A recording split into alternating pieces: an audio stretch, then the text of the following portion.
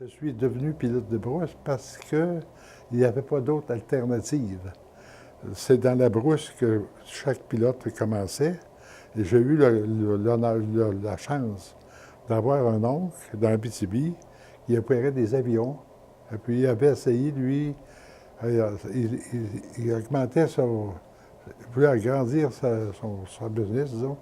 Et puis il ne trouvait pas des pilotes. Il y a eu des pilotes militaires, mais ce n'était pas formé pour ça. Il a dit, je vais me former mes pilotes. J'avais deux oncles qui pilotaient dans les années 30, fin des années 30. Ils sont venus à Sainte-Marie-de-Beauce. Dans ce temps-là, la seule façon de survivre en aviation, c'était de faire des tours d'avion, du barnstorming. Ils s'en venaient au sud de l'église, à la fin de la grand-messe, puis ils faisaient quelques pauses. Ils laissaient tomber des circulaires disant qu'ils seraient à tel endroit et qu'ils pourraient donner des tours d'avion. Il y aurait un saut en parachute et d'autres choses semblables. Alors, cet après-midi-là, pour activer un peu le désir des gens, mon oncle a fait un tour. Mais vu qu'il y avait personne à bord, il m'a fait signe d'aller m'asseoir avec un de mes frères.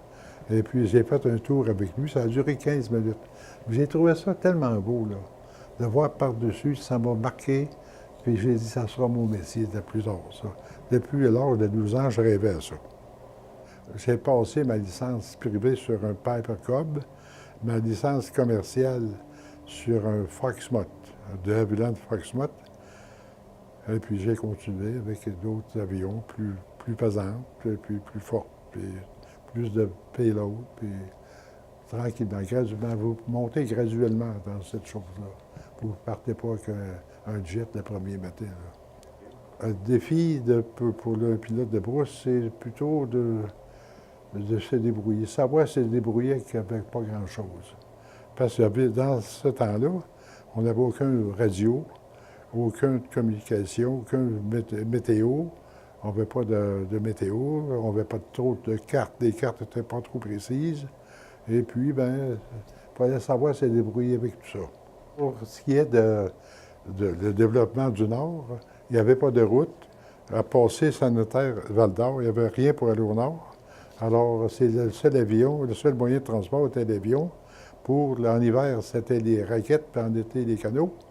Et puis, c'était l'avion. La guerre finissait. Il y avait beaucoup d'argent pour le développement des mines. Alors, je suis arrivé dans cette période-là, là. Un pilote de brousse, dans ce temps-là, qui vous dit qu'il ne s'est jamais fait peur, c'est parce qu'il n'a jamais volé ou il vous compte des mensonges. C'est la seule façon, oui, des fois, c'était téméraire, peut-être un peu trop téméraire, là. Mais il n'y a pas de choix, là. Il n'y a pas d'expérience trop, puis les lacs sont pas grands, puis les passagers demandent de transporter plus pesant, puis vous ne savez pas trop comment ajuster ça. Finalement, à force de se faire peur, on sait comment décider, puis on ne se fait plus trop peur après ça, là. Mais ça m'est arrivé quelques fois, des fois, passer proche, comme on dit, des branches en décollant un peu, des fois. Quand vous êtes jeune, vous manquez d'expérience.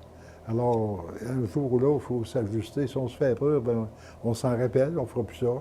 Mais, vous savez, à un moment donné, il faut avoir de la chance là-dedans, là. Un vol qui a fini ma journée, il y en a eu quelques-uns. Disons que un qui est peut-être qui est plus facile à expliquer, là. Je m'en venais avec l'avion d'Osman en hiver, en été, à Saint-Notaire, à ma base. Puis, ça annonçait du mauvais temps pour demain matin. J'étais seul à bord. Je me suis rendu à ma base sur flotteur. J'étais habitué d'atterrir à la Brenante, puis des fois un petit peu plus. Alors, ce qui était défendu, à une demi-heure après le coucher du soleil, on n'a plus le droit. Alors, il y a un Indien qui s'en venait à canot avec sa femme et ses deux chiens, venus compter ça le lendemain. Il s'en venait, puis moi, j'ai atterri, mais il ne m'entendait pas venir parce que mon moteur menait du bruit, puis le sien menait du bruit, puis mon moteur, il ne l'a pas entendu. Et puis j'ai atterri, lui ai posé apparemment au-dessus de la tête. Il est venu me trouver le lendemain, pas trop de bonne humeur, puis il m'a dit, t'as manqué me tuer, qu'est-ce qui s'est passé? Puis il dit, je m'en venais avec ma femme, puis mon canot, puis mes deux chiens, puis tu m'as passé au-dessus de la tête. Moi, je ne l'ai pas vu avant tout. Pour la guerre froide, le gouvernement canadien a décidé de faire une ligne de radar, de tours de guet, de tours, pour savoir quand un avion passait dans cette ligne-là, que ça soit signalé. Alors, j'ai contribué à transporter en été, en avion Canso, du matériel entre Hopedale et Great Wales, dans la baie du Sud, sur le 55e parallèle. Et en hiver, en des étroits sur ski, on a transporté du matériel. Et cette ligne-là n'était pas finie de construire, qu'elle est devenue désuète, parce qu'une autre invention en électronique dépassait largement cette... Alors, ça a été fait absolument pour rien tout. Il y avait 3 ministères au gouvernement du Québec qui avaient des avions pareils. Mais d'un ministère à l'autre, ils ne se prêtaient pas les morceaux. Alors, je ne sais pas pour quelle raison, là. Alors, M. Lesage est arrivé au pouvoir en 1960. Il a décidé de faire un service pour intégrer ces 3 ministères-là, les 3 avions à la même place, on appelait le service aérien par le ministère des Transports. Alors, Paul Gagnon est devenu le directeur qui a fondé le service, et moi, j'ai été son chef pilote. Et on a développé les avions Canso. Là, ça prenait plus de personnel qualifié. On a recruté des personnels qualifiés, des vieux pilotes là, qui venaient un peu de Sept-Îles, de Labrador, et puis on a formé nos pilotes. Mais pour éteindre les feux, c'est une autre histoire. Il faut savoir voler bas, pas prendre trop de chance, choisir un lac, parce que ça tire 4 pieds d'eau, un Canso. Là. Si on arrête dans l'eau, il faut toujours prévoir que ça peut arrêter, ça. Et puis, c'est un défi, oui. Surtout sur l'avion Canso, parce que l'avion Canso, vous faites un atterrissage, ça saute un peu. Deuxième coup, ça saute un peu plus fort. Puis la troisième fois, c'est la tête en bas. Hein? Alors, demandait beaucoup de précision.